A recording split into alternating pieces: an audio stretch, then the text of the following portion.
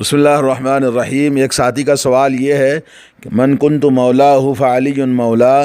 کا صحیح مفہوم اور حوالہ ذکر کریں، نیز یہ بھی بتائیں کہ اللہ تعالیٰ کے علاوہ کوئی مشکل کشا بھی ہے۔ تو یہ سوال ہے، تو اس سوال کا جواب یہ ہے کہ یہ روایت جو آئی ہے حضرت علی رضی اللہ تعالیٰ عنہ کے مناقب میں کتب حدیث کے اندر ہم اس کو پاتے ہیں۔ جیسا کہ ایک روایت آتی ہے، حضرت حبشی بن جنادہ السلولی رضی اللہ تعالیٰ عنہ روایت کرتے ہیں کہ سمعت رسول اللہ صلی اللہ علیہ وسلم یقول یوم غدیر خم اللہم من کنت مولاہ فعلی مولا اللہم والی من والاہ وعادی من عاداہ وانصر من نصرہ وعن من عانہ، جس کا ترجمہ یہ ہے کہ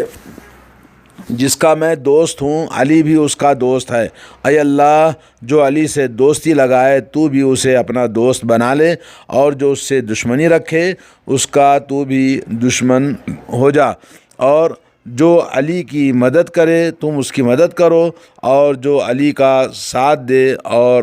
وعن من عانہ جو اس کی اعانت کرے تم اس کی اعانت کرو۔ یہ راوی حدیث جیسا کہ آپ نے دیکھا حبشی بن جنادہ سلولی ہیں، اور یہ مجمع الزوائد میں آئی ہے اور اس کے رجال ثقہ ہیں۔ ایک اور روایت ہے حضرت براء ابن عازب رضی اللہ تعالیٰ عنہ سے، جس کے میں یہ آتا ہے کہ اقبلنا مع رسول اللہ صلی اللہ علیہ وسلم فی حجۃ الوداع حجہ، ہم رسول اللہ صلی اللہ علیہ وسلم کے ساتھ حج کے بعد حجۃ الوداع جس میں آپ نے حج کیا تھا واپس لوٹ رہے تھے، اور راستے میں ایک مقام پر پہنچے تو وہاں اعلان ہوا الصلاۃ جامعۃ، نماز کے لیے سب کو اکٹھا کیا۔ پھر اس کے بعد رسول اللہ صلی اللہ علیہ وسلم فاخذ بید علی رضی اللہ عنہ، حضرت علی رضی اللہ تعالیٰ عنہ کا ہاتھ پکڑ کر آپ نے بتایا الست اولا بالمؤمنین من انفسہم، کیا اللہ نے یہ نہیں کہا کہ میں مومنوں کے مقابلے میں، ان کی جانوں کے مقابلے میں زیادہ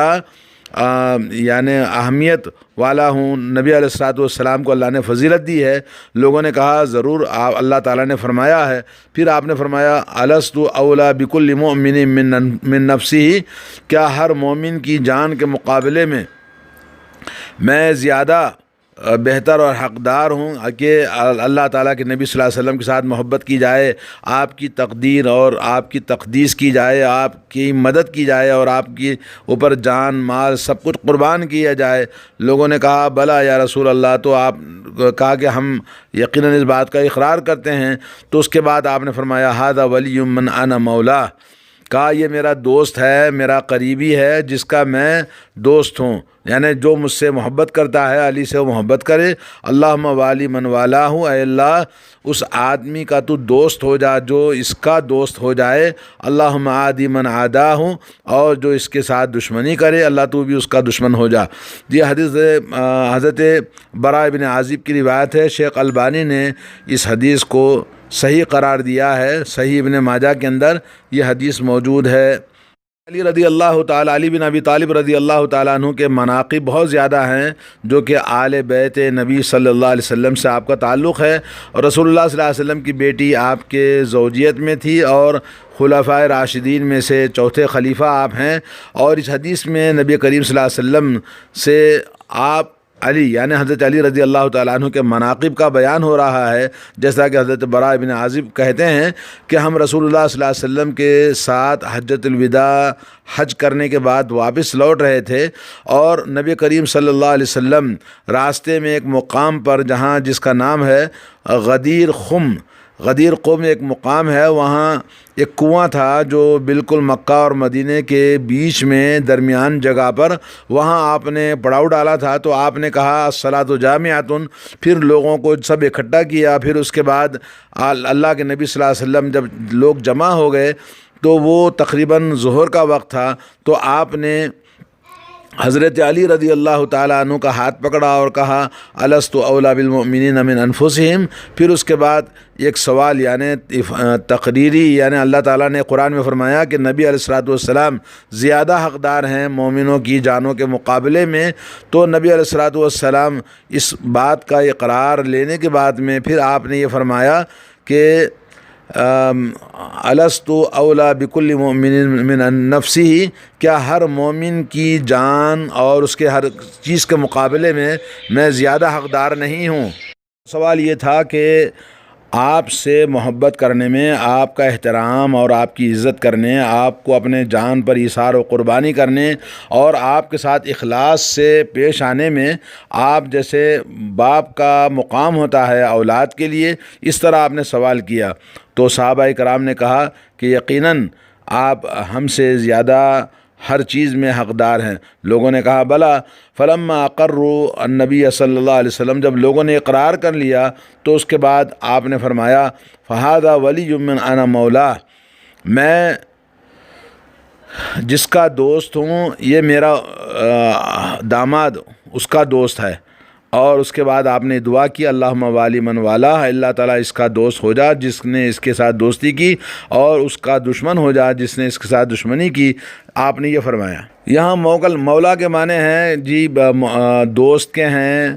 اور مدد کرنے والے کے ہیں، ساتھ دینے والے کے ہیں۔ تو یہ حدیث اس بات سے تعلق رکھتی ہے کہ اس میں حضرت علی رضی اللہ تعالیٰ عنہ آل بیت سے ہیں، ان کے ساتھ تعلق اور محبت اور ان کی عزت و احترام اور ان کے ساتھ اخلاص سے ہمارا برتاؤ ہونا چاہیے۔ اس میں آپ خلیفہ ہیں یہ اس بات کا کوئی دعویٰ نہیں ہے جیسے کہ شیعہ دعویٰ کرتے ہیں، اور یہ حدیث حضرت علی رضی اللہ تعالیٰ عنہ سے محبت اس لیے کہ نبی علیہ الصلوۃ والسلام کی محبت کی وجہ سے۔ اور یہ حدیث مسند احمد میں، طبرانی کبیر میں اور مجموع الزوائد میں، مسند بزار میں اور کتاب السنہ لابن ابی عاصم کے اندر موجود ہے۔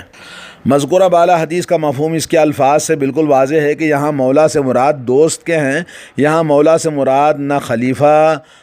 جیسا کہ بعض شیعہ کا جو دعویٰ ہے، اور نہ ہی مشکل کشا اور حاجت روا، بلکہ خلیفہ بلا فصل ابو بکر صدیق رضی اللہ تعالیٰ عنہ ہیں رسول اللہ صلی اللہ علیہ وسلم کے بعد، اور مشکل کشا اور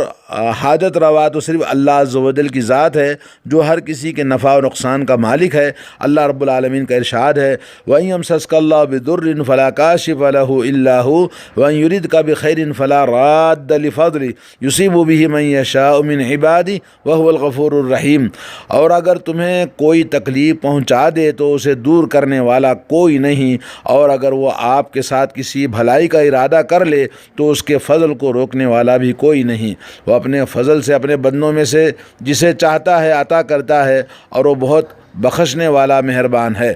اس آیت کریمہ سے معلوم ہوا کہ مشکل کشا اور مصیبت کو دور کرنے والا اللہ صرف اللہ عز و جل کی ذات ہے، اس کے علاوہ کوئی دوسرا نہیں ہے، جیسا کہ لوگ جہالت والے، قبر والے اور یہ شیعہ کے پیداوار یہ جو بریلوی ہیں، یہ سب اسی طرح سے الٹے سیدھے لوگوں کے سامنے قصے اور